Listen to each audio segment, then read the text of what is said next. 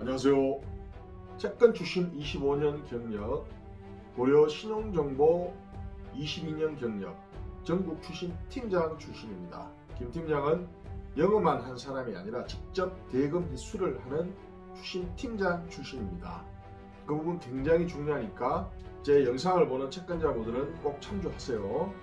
김 팀장이 고려 신용정보에 2004년도에 입사를 했을 때 강남에 거주하고 있었거든요. 그때 강남지사에 제일 먼저 입사를 했는데 티오가 다 차가지고 경기 북부지사에 제가 처음에 일을 시작했거든요. 현재 김 팀장은 서울에서 일하고 있고 의정부나 포천, 동두천, 남양주 이쪽에 처음에 제가 일을 했을 때 많은 채권자분들이 지금까지 지금 22년이 지난 지금까지도 연락이 옵니다. 그래서 오늘은 의정부 포천 땡돈 받아드립니다 주제로 말씀을 드리겠습니다. 채권은 감정이 아니라 구조입니다. 의정부 포천 이 두 지역은 경기 북부의 상업거래와 개인 채권이 가장 활발한 곳 중 하나입니다. 하지만 그만큼 분쟁도 많고 대금이 체납되는 경우도 처음에는 서로 믿고 시작합니다. 잘 되면 주겠지. 이 사람은 말을 잘하니까 얼마 안 되는 돈이니까 그냥 믿자.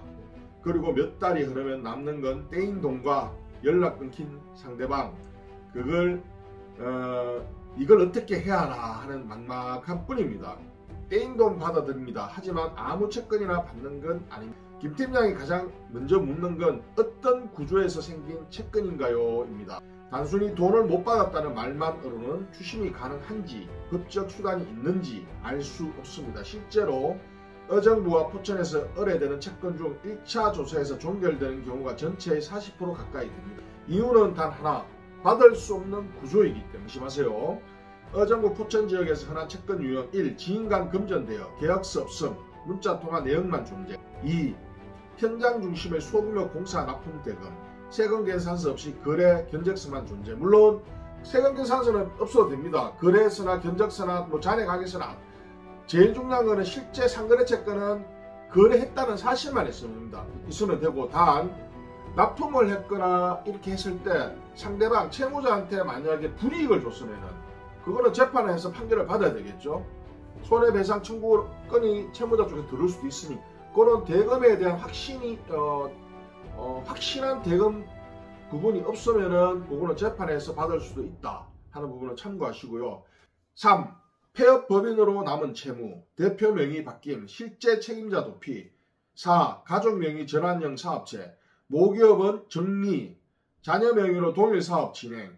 표면상으로는 돈을 못 받은 것처럼 보이지만 실무에서는 이중 절반 이상이 추심 불가 또는 실익 없음으로 판단됩니다. 하지만 나머지 절반은 명확히 구조를 세우면 회수 가능한 채권입니다. 구조 진단이란 단순한 재산 조사가 아닙니다. 김 팀장이 말하는 구조 진단은 단순히 재산 있는지 없는지를 보는 것이 아닙니다. 오히려 더 중요한 건 다음과 같은 요소들입니다.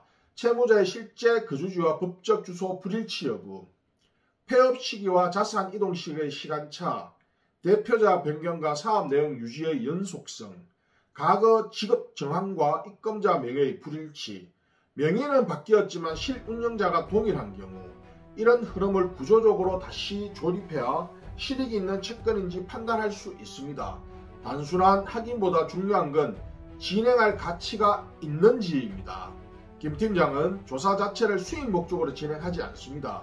조사는 계약 이후 선불 그리고 반드시 다음 단계 판단을 위한 것입니다. 그 판단은 무엇이냐면 조사 해보수로 회수 가능성 분석, 구조가 불가능하면 즉시 종료, 조건이 명확하면 바로 회수 설계 진입.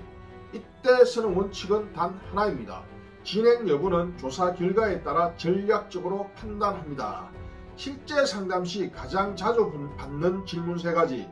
계약 없이 돈을 보냈는데 받을 수 있나요? 가능성은 있지만 증빙이 매우 중요합니다. 입금 계좌, 메시지, 녹취 등 정확히 뒷받침되어야 합니다. 상대가 폐업했다고 하는데 추심이 가능할까요?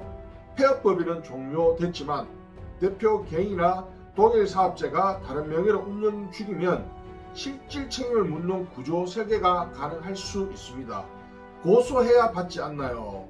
형사는 처벌이지 회수가 아닙니다.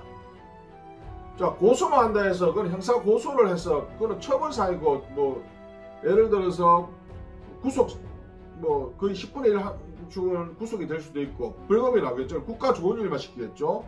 그래서 채권자는 항상 내 돈을 어떻게 받을지 해수구조를 먼저 설계해야지 시간과 비용을 줄일 수 있습니다.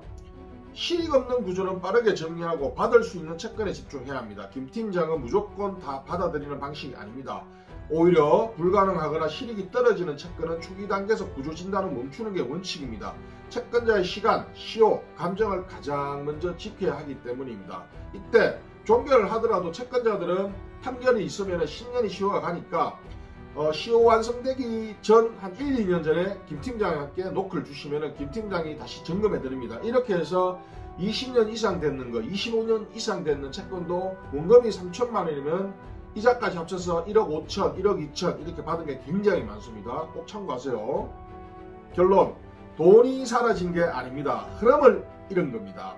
받을 수 있는 돈이 사라지는 건 상대방이 나빠서가 아니라 흐름을 못 잡았기 때문입니다. 흐름은 구조로 보입니다. 그리고 그 구조는 지금 김 팀장이 진단하고 있습니다. 보이지 않던 흐름, 김 팀장이 구조로 보여드립니다. 정확한 진단부터 시작해 보기 바랍니다. 감사합니다.